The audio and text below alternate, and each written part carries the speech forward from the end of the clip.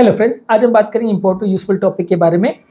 Inflammation को जानने के लिए कौन कौन से मार्कर्स या टेस्ट अवेलेबल है, बॉडी में सूजन है या नहीं, इन्फ्लेमेशन है या नहीं, इसको जानने को कौन कौन से टेस्ट या ब्लड टेस्ट अवेलेबल है, उसको आज डिस्कस करेंगे।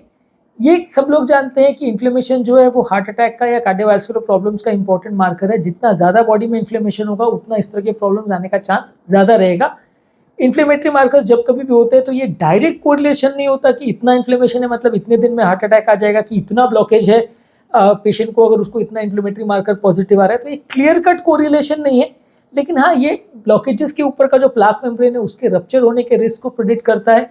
उसके बेसिस पे आप जज कर सकते हो कि पेशेंट को हार्ट अटैक्स होने का या प्रॉब्लम्स होने का चांस कितना है।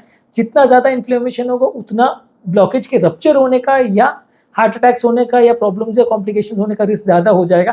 एग्जैक्ट या डायरेक्ट कोरिलेशन करवाना मुश्किल है कि अगर किसी का HSCRP 5 है तो ब्लॉकेज 50% होगा, 8 है तो 80% होगा, ऐसा कोई कोरिलेशन अवेलेबल नहीं है। हार्ट अटैक का उस पर्टिकुलर ब्लॉकेज में आने का कितना रिस्क होगा वो थोड़ा बहुत आप अंदाज कर सकते हो इससे, पर इसमें भी कोई क्लियर कोरिलेशन नहीं है कि इतना परसेंटेज इतने दिन में हार्ट अटैक आ ही जाएगा, ऐसा कोई रूल नहीं है। तो आज हम डिस्कस करेंगे कौन कौन से मार्कर्स या टेस्ट अवेलेबल है इन्फ्लेमेशन बॉडी में है या नहीं उसको जज करने के लिए।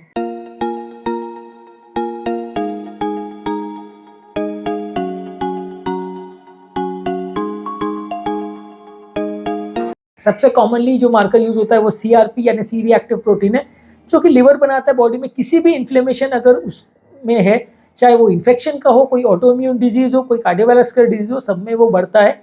तो अगर ये CRP लेवल्स अगर ज़्यादा आ रहा है तो आपको ये जज करने की ज़रूरत है कि CRP लेवल्स जो है बॉडी की इन्फ्लेमेशन को जज करता है। ज़्यादा इन्फ्लेमेशन मतलब ज़्यादा रिस्क, लेकिन 100% ये कोई कोरिलेट नहीं कर सकता कि कितना रिस्क कितने केसेस में होगा।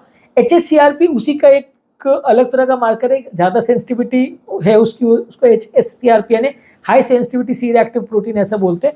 उसके बस कट ऑफ वैल्यूज थोड़ी अलग होती है, उसकी सेंसिटिविटी प्रेडिक्टिव वैल्यू ज़्यादा होती है इन्फ्लेमेशन को प्रेडिक्ट करने के लिए, पर इसमें भी कोई क्लियर एक्यूरेट कोरिलेशन नहीं होता कि कितना प्रॉब्लम्स होने का रिस्क है। इसके अलावा ESR यानी एरिथ्रोसाइट सेडिमेंटेशन रेट, जो कि पुराने ज़माने में ब्लड काउंट्स में हमेशा किया जाता था कि कितना देर में एरिथ्रोसाइट या ब्लड सेल सेटल्ड हो रहे हैं, उसकी बेसिस पे बॉडी के इन्फ्लेमेशन को जज करते हैं। जितना ज़्यादा ESR उतना ज़्यादा क्लॉटिंग का चांस, उतना ज़्यादा सेडिमेंटेशन रेट, उतना ज़्यादा इन्फ्लेमेशन बॉडी में। इसके अलावा ब्लड काउंट्स भी अगर किसी के ज़्यादा हैं यानी कंप्लीट ब्लड काउंट में वाइट ब्लड सेल्स अगर ज़्यादा हैं तो वो भी बॉडी में इन्फ्लेमेशन को एक तरह से इनडायरेक्टली रिलेट करता है।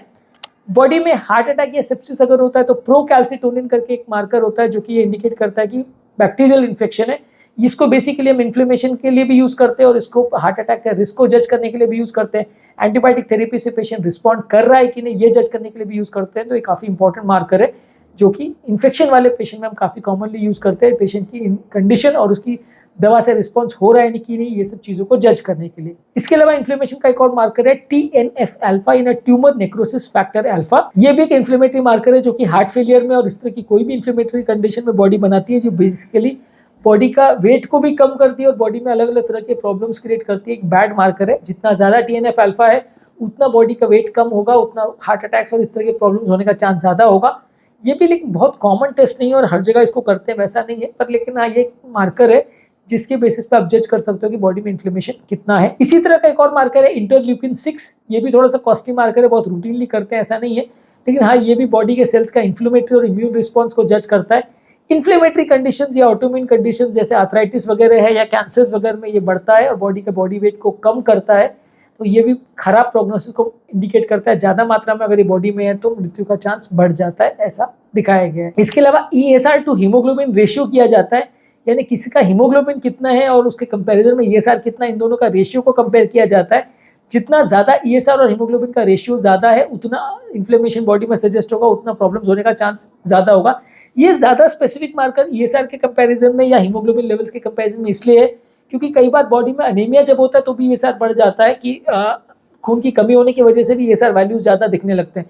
तो ये रेशियो अगर आप करोगे तो ज़्यादा स्पेसिफिक आपको पता चलेगा कि ये जो रेशियो ज़्यादा आ रहा है वो इन्फ्लेमेशन की वजह से आ रहा है कि या ब्लड में ही कोई प्रॉब्लम है उसकी वजह से आ रहा है।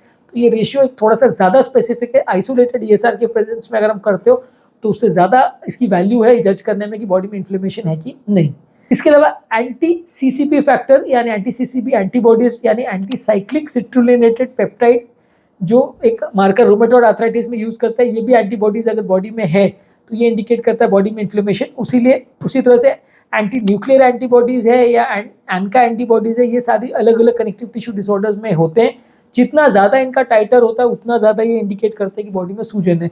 उसी तरह रूमेटॉइड फैक्टर यानी आरए फैक्टर भी इंडिकेट करता है कि बॉडी में सूजन ज़्यादा है, इन्फ्लेमेशन ज़्यादा है। तो वो भी अगर ज़्यादा मात्रा में बॉडी में है तो ये खराब मार्कर माना जाता है। जितना ज़्यादा है उतना बीमारी ज़्यादा सीवियर है और उतना इन्फ्लेमेटरी कंपोनेंट ज़्यादा है, उतना बाद में प्रॉब्लम्स होने का चांस ज़्यादा है। इसके अलावा आप स्पेसिफिक इमेजिंग टेस्ट कर सकते हो कि किस बॉडी में क्या प्रॉब्लम है। उसके लिए सीटी या एमआरआई स्कैन या अल्ट्रासाउंड या सोनोग्राफी करके देख सकते हो कि कहाँ पे सूजन है, कहाँ पे प्रॉब्लम है, कौन से जगह में सूजन रिलेटेड चेंजेस दिख रहे हैं। तो उसके बेस पे खासकर एमआरआई में आपको ज़्यादा पता चल सकता है। जैसे हार्ट का सूजन है तो वो भी एमआरआई में दिखता है, कोई पर्टिकुलर जॉइंट का सूजन है तो भी एमआरआई में दिखता है। तो उसके बेसिस पे आप जज कर सकते हो कि पेशेंट को कितना सूजन है, उसके बेसिस पे आप पेशेंट को ट्रीटमेंट दे सकते हो। तो आज के टॉपिक में हमने बात करी कि कौन कौन से मार्कर्स है जो आपको जज करने में मदद करते हैं कि बॉडी में कितना इन्फ्लेमेशन या सूजन है, जिसके बेसिस पे हम ट्रीटमेंट पैटर्न डिसाइड कर सकते हैं। हालांकि हर तरह के मार्कर्स के लिए ट्रीटमेंट पैटर्न अलग होता है। ये सारी चीज़ें इंडिकेट करती हैं कि बॉडी में इन्फ्लेमेशन है और जितना ज़्यादा इन्फ्लेमेशन है उतना प्रॉब्लम्स होने का चांस ज़्यादा है। सबसे कॉमनली जो यूज़ होता है वो ESR है और CRP लेवल्स है, यानी सी रिएक्टिव प्रोटीन और ESR वैल्यूज़ है। इन्फेक्शन के प्रेजेंस में प्रोकैल्सिटोनिन यूज़ करते हैं। यूस्नोफिल काउंट और कंप्लीट ब्लड काउंट आपका बॉडी में अलग तरह का इन्फ्लेमेशन बताता है। इसके अलावा कुछ स्पेसिफिक मार्कर्स जो कैंसर और इन्फ्लेमेटरी कंडीशंस है, जैसे कि TNF अल्फा, इंटरल्यूकिन 6 है, एंटी CCP एंटीबॉडीज है, एनका एंटीबॉडीज है, आरए फैक्टर्स है, ANA एंटीबॉडीज है। ये सारी चीज़ें अलग अलग ऑटोइम्यून कंडीशन में ज़्यादा मिलते हैं, तो ये भी बॉडी का इन्फ्लेमेशन इंडिकेट करते हैं, जिसकी वजह से प्रॉब्लम्स आने का रिस्क बढ़ जाता है। टॉपिक एंड करने से पहले जो लोग हमारे चैनल पर नए हैं उन्हें रिक्वेस्ट करूँगा कि वीडियोज़ को लाइक करें और ज़्यादा से ज़्यादा शेयर करें और हमारे चैनल को सब्सक्राइब करें, ताकि चैनल को कंटिन्यू करने के लिए हमें मोटिवेशन और इंस्पिरेशन मिले। और आर्थराइटिस से रिलेटेड या इन्फ्लेमेटरी मार्कर्स और HSCRP से रिलेटेड हमने ऑलरेडी काफ़ी वीडियोस किए हमारे चैनल पर, वो आप हमारे चैनल पर देख सकते हैं। उससे आप काफ़ी कुछ नया जानने और सीखने को मिलेगा, जिससे आपको बीमारी को मैनेज करने में मदद मिलेगी।